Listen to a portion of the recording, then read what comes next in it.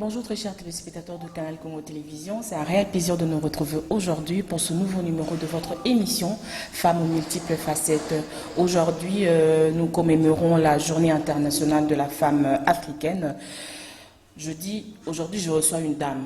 Comme vous le savez, je reçois la grande dame, la présidente du cartel de femmes politiques leaders, à qui je dis bonjour Maman Marie-Josée. Bonjour Maurice, merci. Vous vous portez? Oui, ça va très bien, merci, et je profite de l'occasion pour saluer les téléspectateurs qui nous suivent et qui nous encouragent, et saluer également l'équipe CCTV qui me fait confiance, qui m'invite toujours à cette émission. Et bonjour à eux et bonjour à toi aussi. Merci maman. Parlons un peu de cette journée internationale de la femme africaine. Nous sommes le 31 juillet 2021. Cette journée pour vous, si on peut dire ça, le rôle de cette journée historique était de faire jouer la femme africaine, de témoigner la capacité de réaliser et de conduire à un changement sur le continent. Vous pouvez donner votre avis? Oui, c'est bien, c'est une journée malheureusement qui est méconnue, une journée sur laquelle on ne met pas beaucoup d'accent, et pourtant c'était des femmes africaines. Donc nous, les femmes africaines, devons considérer cette journée, parce que grâce à cette journée, que quelques femmes, elles n'étaient pas nombreuses, l'histoire nous dit qu'elles étaient 9, mais elles ont mené des actions, et ces actions ont produit nos indépendances dans nos États. Voilà. Et parce qu'il y a eu des femmes qui ont compris. Et je ne crois pas que ces femmes avaient le niveau intellectuel que nous avons aujourd'hui. Aujourd'hui, nous avons des femmes docteurs, nous avons des femmes licenciées.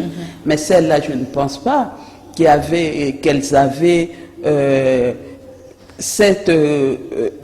qu'elles avaient fait les études telles que nous les avons fait aujourd'hui, voilà. Mais ce sont des femmes qui ont compris leur rôle au sein de la société, au sein du continent africain qui est leur continent, et elles se sont levées, elles ont organisé leur première conférence en 1962, et après, 10 ans après, 12 ans après, je dirais, en 1974, lors du premier congrès, que la journée a été dédiée, journée de la femme africaine, et il y a, le résultat est là, il y a les indépendances qui sont venues, et il y a l'apartheid aussi qui a été abolie au niveau de la République centrafricaine. Donc ces femmes-là ont fait un grand travail, et nous poursuivons ce qu'eux avaient mis comme fondement. Donc nous devons que toutes les femmes doivent commémorer la journée du 31 juillet, parce que c'est la journée qui nous concerne, nous, les femmes africaines, c'est notre combat. Parce qu'il y a eu nos mamans, nos grandes sœurs qui ont commencé le combat, que nous poursuivons aujourd'hui, et maintenant nous parlons, c'est grâce à elles qu'aujourd'hui les femmes peuvent être éligibles et élire aussi, c'est grâce à elles que les indépendances sont là, et même à la table ronde à laquelle nos autorités avaient participé pour l'indépendance du Congo, il y a eu des femmes, quoique ces femmes n'étaient pas sur la table des négociations, mais les femmes étaient là pour pousser les choses. Les femmes ont mené des plaidoyers. Donc les femmes ont toujours été là, mais malheureusement, le travail de la femme n'est vraiment pas considéré. Et cette journée, nous-mêmes, les femmes africaines, nous devons quand même promouvoir cette journée. Et pour que cette journée soit aussi célébrée comme le 8 mars, comme la journée de la femme internationale, et pourquoi pas la journée de la femme africaine ne peut pas être célébrée parce que c'est notre combat et c'est la femme africaine qui a commencé l'action que nous poursuivons aujourd'hui. Moi, Marie-Josée, étant une femme, déjà demain, nous allons fêter la fête de parents. Est-ce que pour vous, les parents ont rempli pleinement leurs responsabilités? Moi, je crois que là, ça dépend. Ça dépend parce qu'on ne peut pas généraliser. Parce que si nous, les parents, nous avons joué pleinement notre rôle en tant que parents, on n'aurait pas des enfants dans la rue. Voilà. Oui, on n'aurait pas des enfants koulouna, des enfants bandits.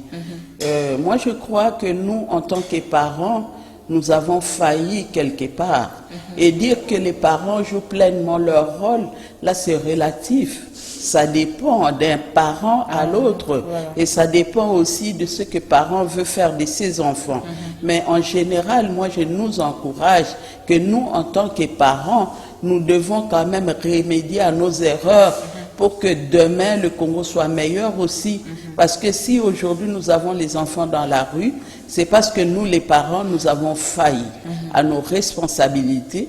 Et si nous avons des enfants qui nous agressent, des enfants koulouna, des enfants impolis sans éthique, c'est parce que nous les parents, nous avons mis pas de bonnes bases pour nos enfants, parce que même la parole de Dieu dit, il faut apprendre à l'enfant des bonnes habitudes dès qu'il est petit pour qu'en grandissant, il ne puisse pas perdre ce que vous lui avez appris quand il était petit. C'est pas en grandissant qu'on apprend des choses, qu'on inculque une certaine mentalité aux enfants, mais quand les enfants sont encore petits, il est de notre devoir en tant que parents de nous assumer, de prendre nos responsabilités, mais être également aussi des modèles pour ces enfants. Nous devons être des modèles pour cette jeunesse, comme la jeunesse est l'avenir de demain de la République démocratique du Congo. Et nous, en tant que parents, nous n'avons pas droit aux erreurs. Dans tout ce que nous faisons, nous devons être des modèles pour que cette jeunesse aussi ait des repères. Parce que en regardant ce qui se passe, on dirait ils n'ont pas de repères. Ces jeunes-là, nos enfants n'ont plus de repères. Mais nous devons quand même essayer de revoir un peu, de recadrer et d'amender ce qui a amendé, et pour que les enfants aient quand même une bonne base, et cela permettra au développement de la République démocratique du Congo demain. Madame Marie-Josée, ces sujets font couler beaucoup d'encre et de salive. Parlons un peu de ce projet de loi sur la fixation de la dot. Je ne sais pas, aujourd'hui on dit que 500 $ pour le milieu urbain, 200 pour le milieu rural, et tant que mère de famille, que pensez-vous de cette proposition de loi? Mais c'est dommage parce que celui qui a proposé cette loi, c'est un fils pour moi. C'est vraiment dommage parce qu'il ne nous a pas demandé un conseil, sinon j'allais le déconseiller. Parce qu'on ne peut pas mettre la femme sur une balance. La femme n'est pas une marchandise. Voilà. On ne peut pas marchander la valeur d'une femme. Et la dot, c'est pas partout où on demande la même chose. La dot dépend d'une famille à l'autre. Voilà. À ce que je sache, il y a des dots, il y a des familles qui ne demandent pas de l'argent, qui demandent des symboles. Il y a des familles aussi qui ne demandent même pas de symboles, qui demandent seulement à l'homme amène ce que tu veux nous amener, et l'homme apporte ce qu'il a. Et pourquoi maintenant mettre la femme sur une balance comme ça? C'est comme si la femme était une marchandise qu'on évaluait, voilà. Et dans les milieux urbains, parce que c'est la marchandise, doit coûter plus cher, je ne sais pas quels critères. Et il a joué sur quels critères pour évaluer les femmes. Là, c'est vraiment nous diminuer en tant que femmes. Moi, je ne suis pas pour cette loi. On a beaucoup de choses à faire. Notre pays a besoin de bonnes lois pour pouvoir amener des lois qui vont amener au développement, des lois qui vont sécuriser les uns et les autres, des lois qui vont faire à ce que l'économie de notre pays soit boostée, au lieu de nous attarder aux lois, aux choses coutumières, des choses qui ne nous concernent pas, parce que tout le monde ne demande pas la même somme de dette, tout le monde ne demande pas des millions, et tout le monde, la dot dépend d'une famille à l'autre, d'une coutume à l'autre. Il y a des coutumes où on demande des objets, on ne demande pas de l'argent. Et pourquoi s'attarder sur l'argent comme si on chosifiait la femme, et comme si la femme était devenue une marchandise? Là, moi, en tant que parent, en tant que mère, je ne suis pas d'accord avec ça, qu'on laisse nos coutumes évoluer, parce que dans les coutumes, c'est là, on ne peut pas dire que dans les coutumes, il y a toujours des mauvaises choses. Non, c'est là où il y a des vraies valeurs aussi, et nous devons conserver certaines valeurs, et on ne peut pas aujourd'hui, comme ça, évaluer une femme. La femme n'est pas une marchandise. On doit beaucoup de respect à nos jeunes filles, on doit beaucoup de respect aux femmes, Et moi, je n'aimerais pas que la femme soit comparée à une marchandise qu'on doit négocier. Parce que on a beaucoup de choses. D'abord, il faut créer de l'emploi. On doit sécuriser les employeurs et sécuriser également les employés. Il faut nous attarder sur ces lois qui sécurisent les uns et les autres. Au non sur les lois qui diminuent les personnes, qui chosifient les personnes. Moi, je ne suis pas d'accord avec cette loi. Et je demanderai aux parents qui sont au Parlement de ne pas s'attarder à cette loi parce que on ne peut pas, et surtout les dames qui sont au Parlement, elles doivent se lever parce que là, c'est nous chosifier. La dot ne dépend pas, il n'y a pas un tarif fixe pour la dot. La dot, c'est un symbole, moi je crois. C'est nos coutumes qui ont fait à ce qu'on puisse demander la dot. Donc on ne peut pas, tout ça d'un revers de main, annuler tout ce que nos ancêtres nous ont légué. Et puis, quant à l'argent, aux sommes, ça dépend d'une famille à l'autre. Donc, c'est vraiment pas un débat. Moi, je trouve que c'est une distraction. On pouvait bien parler des choses qui vont faire évoluer l'économie, qui vont aider le social du Congolais, créer peut-être, si aujourd'hui les jeunes gens ne se marient pas, c'est pas de leur faute parce qu'ils n'ont pas d'emploi. Comment tu peux prendre un engagement, tu sais pas demain comment tu vas nourrir la famille, c'est pas la dot. Parce que la dot, l'homme, la famille peut se cotiser pour payer la dot, là c'est pas un problème. Le problème est que comment nourrir la famille qu'on va créer après le mariage, comment prendre soin des enfants qui vont naître, comment les envoyer à l'école, comment payer son loyer. Donc on devrait quand même avoir des lois qui peuvent sécuriser même nos chômeurs. Il faut qu'on crée peut-être des caisses sociaux qui vont aider nos chômeurs, les chômeurs de la République démocratique du Congo, de se prendre en charge comme ça se fait ailleurs, au lieu de nous attarder sur la dot. Tout le monde n'est pas obligé de se marier. Se marier, c'est relatif aussi. Il y a des personnes qui ne se marient pas non plus.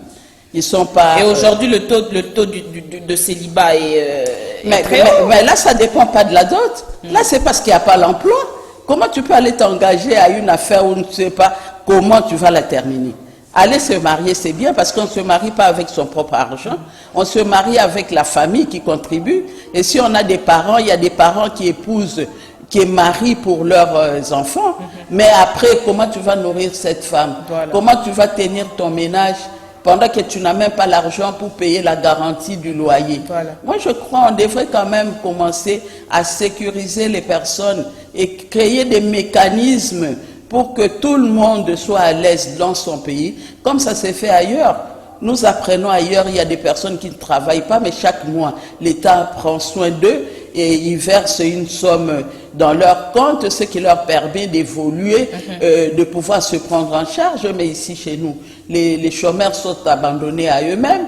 Et au lieu de réfléchir, de voir quelles sont les lois qui peuvent protéger nos chômeurs, et là, on s'attarde aux histoires qui ne vont pas faire avancer la République. Moi, je ne vois pas en quoi la dot peut augmenter notre assiette fiscale. Je ne vois pas en quoi cette dot.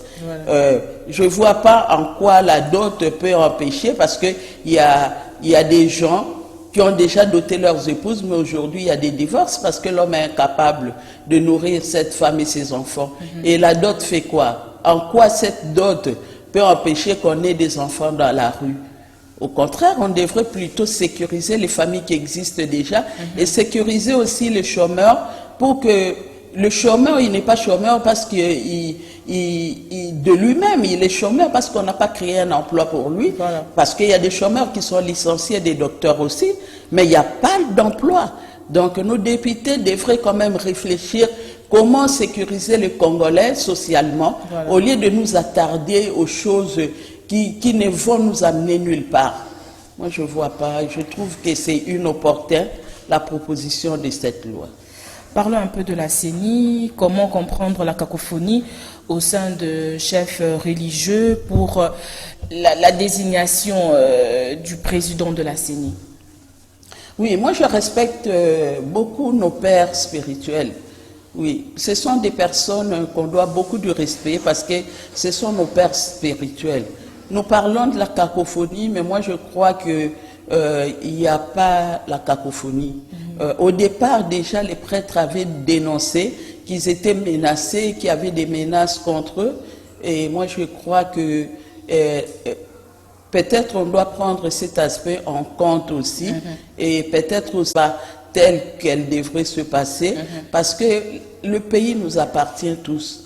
Le pays appartient aux prêtres et appartient également aux laïcs. Voilà. Donc, ce n'est pas un pays seulement pour le prêtre. Donc, nous devons faire des choses pour que demain, nous ayons des élections aussi crédibles, des élections auxquelles on ne verra pas des gens à la Cour constitutionnelle pour aller dénoncer, pour aller réclamer.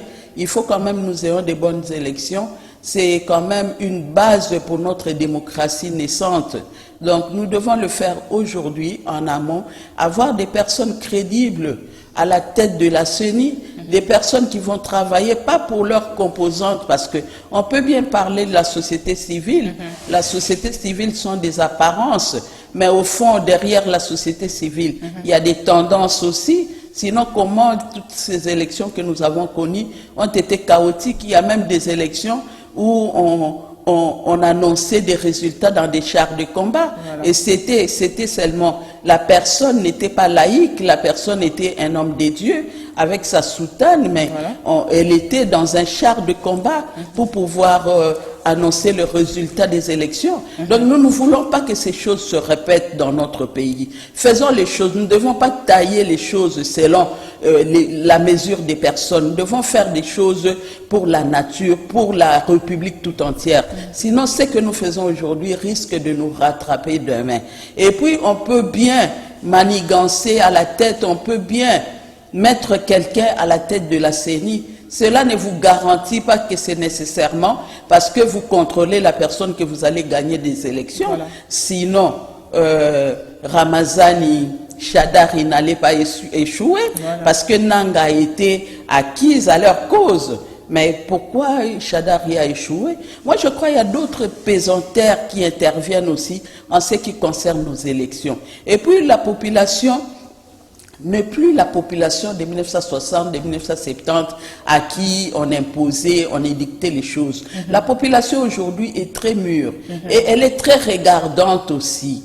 Donc, nous disons seulement attention aux personnes là qui désignent pour la présidence de la CENI et pas seulement la présidence, parce qu'on a vu aussi le vice-président qui manipulait le tout et son fils, lui qui manipulait, c'est lui d'ailleurs qui était le fournisseur des ordinateurs qu'on avait utilisés. Voilà. Donc, je demanderai seulement à toutes ces personnes qui seront désignées à la CENI qu'elles soient responsables vis-à-vis de leur conscience.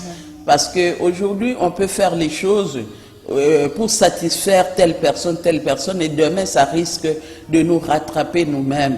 Travaillons, faisons des choses pour faire avancer la République démocratique du Congo. Voilà. Et la République nous restera redevable.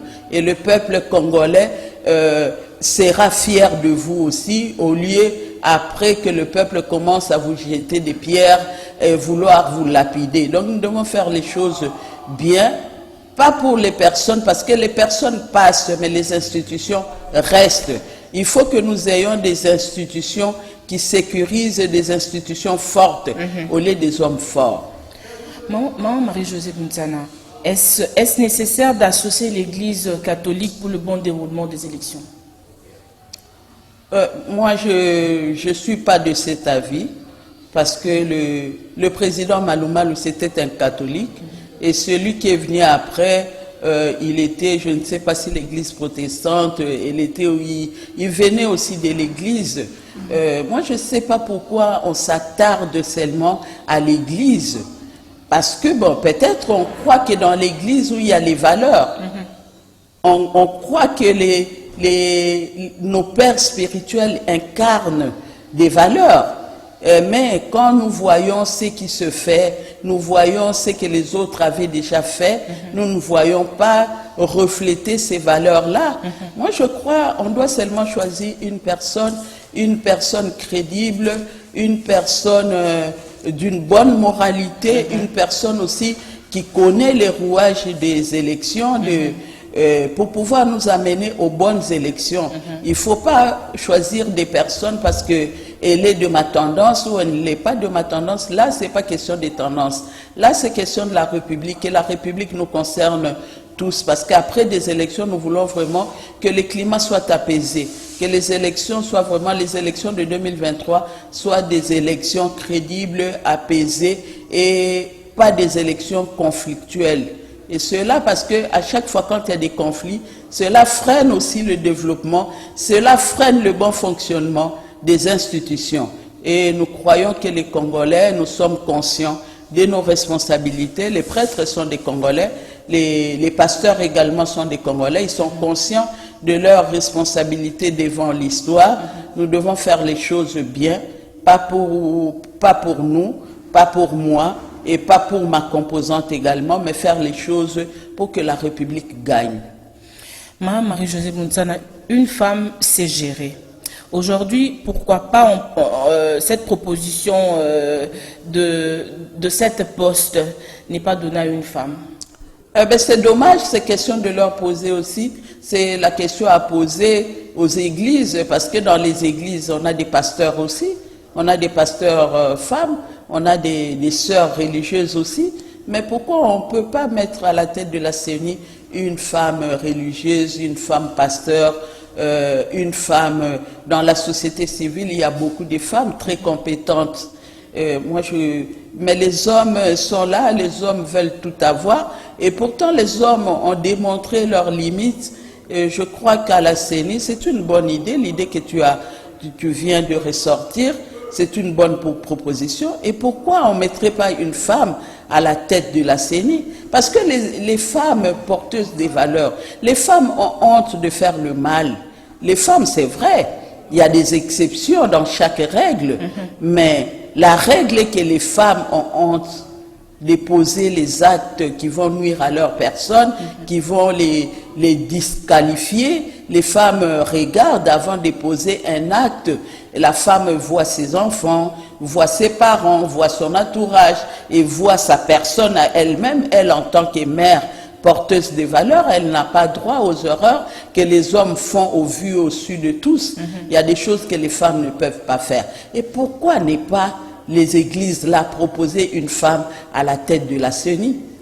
Moi, je crois que c'est ce qui reste à faire.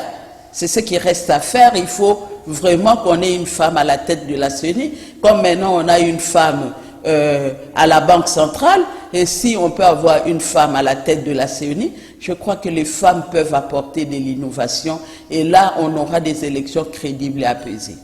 De la manière où évalue les choses aujourd'hui, pensez-vous une bonne élection en 2023? Nous l'espérons, c'est notre souhait. Nous, on n'a pas deux nations. Nous n'avons que la République démocratique du Congo et nous ne pouvons que souhaiter que les choses marchent bien, que les choses aillent de l'avant et pour que la République aussi avance.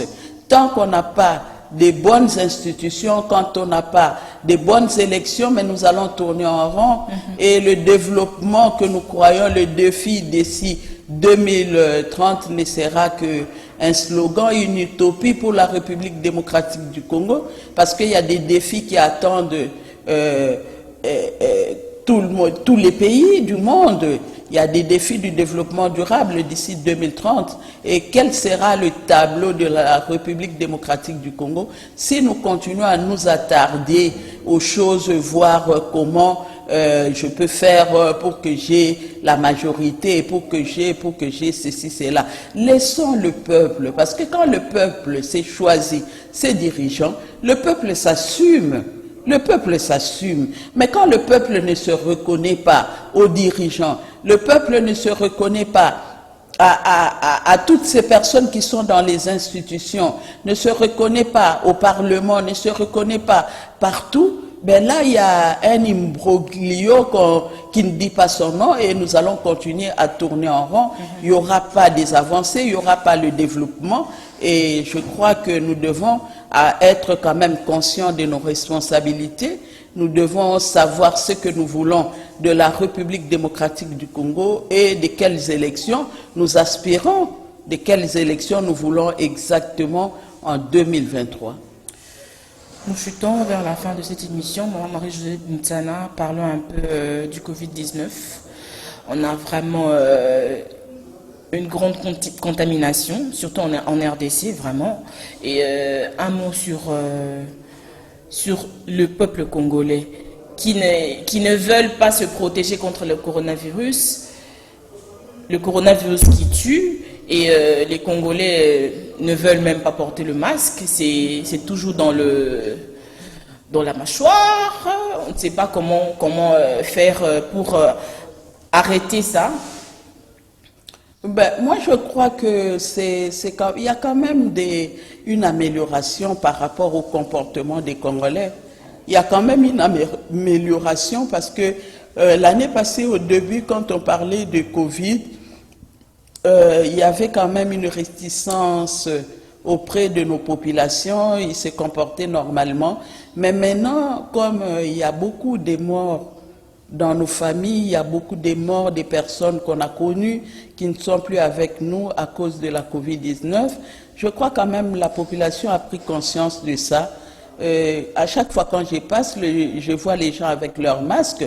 Même si on fait tomber son masque, c'est parce qu'il n'y a pas un obstacle devant soi. On ne peut pas garder le masque même s'il n'y a personne devant vous. C'est normal quand une personne marche comme ça de faire baisser son masque, mais nous demandons aux populations de garder le masque, de respecter, pas seulement le masque aussi, la distanciation est très importante, nous devons respecter la distanciation et n'oublions pas de nous laver les mains.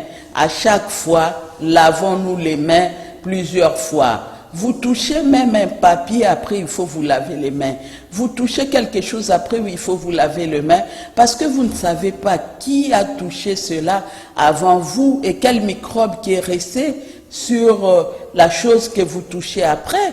Même quand vous allez au marché, vous achetez vos légumes, il faut toujours se promener avec sa solution alcoolisée pour qu'après avoir touché les légumes, après avoir remis de l'argent au vendeur, ou soit repris le reste de l'argent, après vous désinfectez vos mains. C'est très important parce que des fois, on ne se rend pas compte, la main se retrouve sur la figure.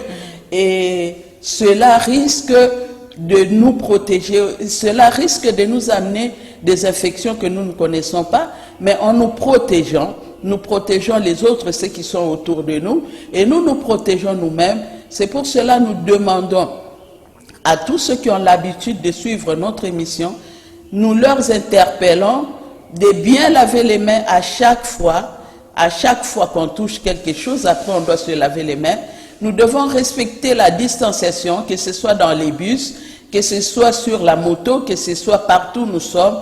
Nous devons respecter la distanciation et cela va faire à ce que nous soyons en bonne santé et cela, nous allons vraiment gagner ce combat de la Covid-19. Il n'y a pas d'autre remède, c'est seulement nous protéger et respecter les gestes barrières. Pour finir, parlons un peu du cartel de femmes politiques leaders. Qui sont les nouvelles du cartel? Oui, les nouvelles du cartel des femmes, aujourd'hui nous respectons notre agenda. Il était prévu aujourd'hui, samedi 31 juillet, de tenir notre deuxième assemblée générale annuelle statutaire. Et chose faite, nous avions tenu l'assemblée générale et pour voir un peu les avancées sur ce qui a été programmé au début de l'année. Et il y a quand même des avancées, il y a des actions que nous avons prévues qui ont été faites. Et maintenant, nous avons également vu notre agenda pour le reste de l'année. Sinon, les femmes sont très actives, comme je l'ai toujours dit. C'est un mouvement des femmes politiques actives. Nous sommes actives au sein de nos partis politiques. Il y a d'autres amis de la société civile aussi qui nous ont rejoints, qui sont très actives au sein de leurs composantes. Et à l'Assemblée générale, tout le monde était. On a essayé de voir. Il y a des formations qui sont prévues pour ce mois d'août qui va commencer et les mois à venir. Et nous croyons qu'avec l'aide de Dieu, nous allons terminer l'année en bonté. Et ce que je peux dire seulement, que protégeons-nous parce qu'il y a l'ennemi qui nous guette, la Covid-19. Prenons soin de nous et de ceux qui sont autour de nous. Et soyons toujours unis. parce que la femme n'a pas droit aux erreurs, c'est elle qui est porteuse de vie. Et les hommes sont très regardants à ce que nous faisons. Les autres peuvent commettre des erreurs, mais quand c'est une femme, ça devient un problème. Ça devient une moquerie pour les femmes. Donc nous n'avons pas droit aux erreurs. Nous encourageons toutes les femmes, chacune dans son domaine, d'apporter une touche particulière à ce qu'elle fait, pour que les hommes puissent croire en nous et pour que les choses soient faites différemment, parce que les hommes ont prouvé leurs limites, mais maintenant à nous de démontrer de quoi nous sommes capables. Le président de la République fait confiance aux femmes. Maintenant, au gouvernement, il y a 27% de femmes. Et nous allons continuer notre combat pour que nous ayons 50% des femmes. Mais pour que nous ayons réellement ces 50%, les 27% qui sont là doivent faire des choses autrement, doivent booster leur secteur pour qu'on sente réellement qu'il y a la différence quand les hommes gèrent et que les femmes gèrent mieux que les hommes. D'ailleurs, nous sommes capables de le faire parce que dans nos ménages, dans les foyers, les femmes tiennent des ménages où l'homme ne travaille pas. Les femmes font la bonne politique pour que les enfants aillent à l'école, pour que toujours il y ait à manger à la maison, même si papa est chômeur. Donc si nous sommes capables de le faire dans nos maisons, nous sommes capables aussi de le faire dans les responsabilités que la République nous confie pour que la République gagne. Et je salue toutes ces femmes-là, les femmes courageuses, les femmes battantes, les membres du cartel des femmes. Je leur souhaite aujourd'hui, je continue, je leur avais déjà souhaité, mais je continue à leur dire bonne fête de la journée de la femme africaine et bonne fête des parents demain aussi. Soyons vraiment des bons parents, des parents exemplaires, des parents qui vont changer le milieu, qui vont changer les familles, et des parents qui vont faire des choses à ce que l'avenir du Congo soit meilleur tel que l'avait prédit Lumumba. Nous sommes arrivés à la fin de cette émission Femmes aux multiples facettes. Nous avons reçu pour vous Madame Marie-Josée Buntsana, qui est présidente du cartel de femmes politiques actives leaders. Avec elle, on a échangé, on a parlé de la journée internationale de la femme africaine. Madame Marie-Josée, un petit mot de la fin. Ben, un petit mot, je dirais, je salue toutes les femmes africaines. Je les salue, je les encourage parce que le travail que la femme africaine est en train de faire, c'est un travail qui produit des résultats, et je continue à nous encourager, et en particulier les femmes de la République démocratique du Congo, parce que nous voyons déjà le résultat de notre combat. Soyons toujours unis, nous soutenons les uns les autres pour que nous puissions atteindre les 50-50 d'ici 2023, moi je dis. D'ici 2023, nous devons tout faire pour que les femmes soient partout, soient des responsables, soient responsabilisées dans les postes de commandement partout, pour que les choses aillent dans l'intérêt de tous. Salut à toutes les femmes. Merci, très chers téléspectateurs, de nous avoir suivis. Moi, Nobis Molonga, nous nous retrouvons samedi prochain pour un nouveau numéro de cette émission. Merci beaucoup.